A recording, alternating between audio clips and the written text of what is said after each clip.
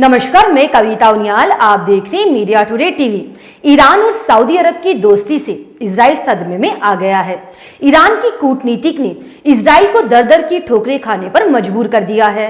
Iran से निपटने के लिए इजराइल कभी अजरबैजान के सामने गिड़गिड़ा रहा है तो कभी तुर्कमेनिस्तान की मिन्नतें करता नजर आ रहा है।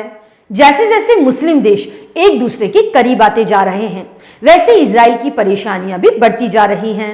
मिडल ईस्ट में ईरान ही एक ऐसा देश है जो अमेरिका और इजराइल की आंख में आंख डालकर बात करता है।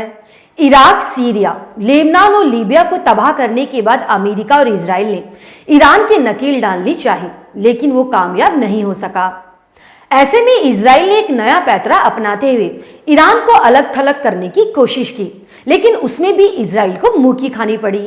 इजराइल ने 2020 में सऊदी अरब के पड़ोसी देश संयुक्त अरब अमीरात और बहरीन के साथ अब्राहम समझौता किया था। इसके अलावा इजराइल ने सऊदी अरब के साथ भी नजदीकी बढ़ाने की इच्छा जाहिर की।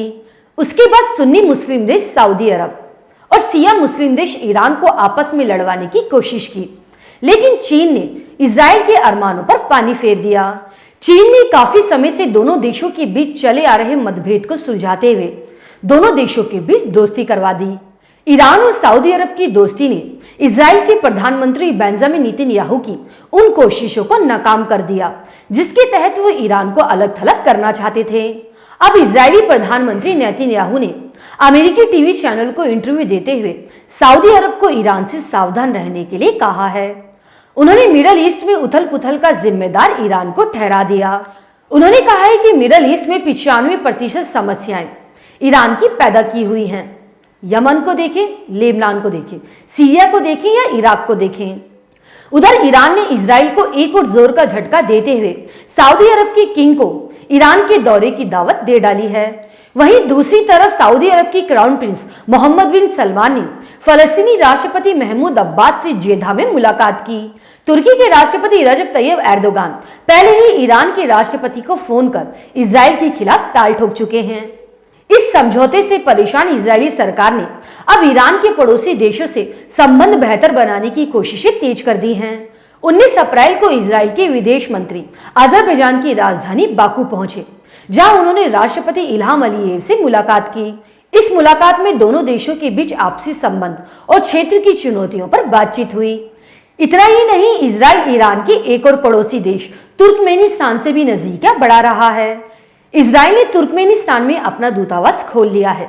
20 अप्रैल को इजरायली विदेश मंत्री तुर्कमेनिस्तान की राजधानी पहुंचे, जहां उन्होंने इजरायली दूतावास का उद्घाटन किया।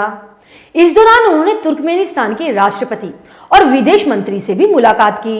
आपको बता दें, अशगाबाद तुर्कमेनिस्तान की राजधानी है और यह ईरान की सीमा से महज 20 किलोमीटर ही दूर है। बताया जा रहा है कि इजराइल की तरफ से दूतावास का चयन ईरान के लिए एक संदेश है। इजराइल और ईरान के बीच ये विवाद दशकों पुराना है।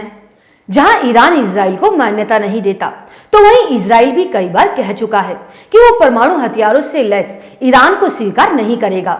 अगर आपको न्यूज अच्छी लगे तो न्यूज को लाइक करें। अगर आप हमारे चैनल पर नए हैं तो हमारे मीडिया टुडे टीवी चैनल को सब्सक्राइब करें और हाँ, बेल आइकन को जरूर प्रेस करें ताकि मेरी न्यूज सबसे पहले आप तक पहुंचे। इन दोनों खबरों पर आपकी क्या राय है, मुझे कमेंट करके जरूर बताइएगा। अब मैं आपको अगली खबर के साथ मिलूंगी। शुक्रिया।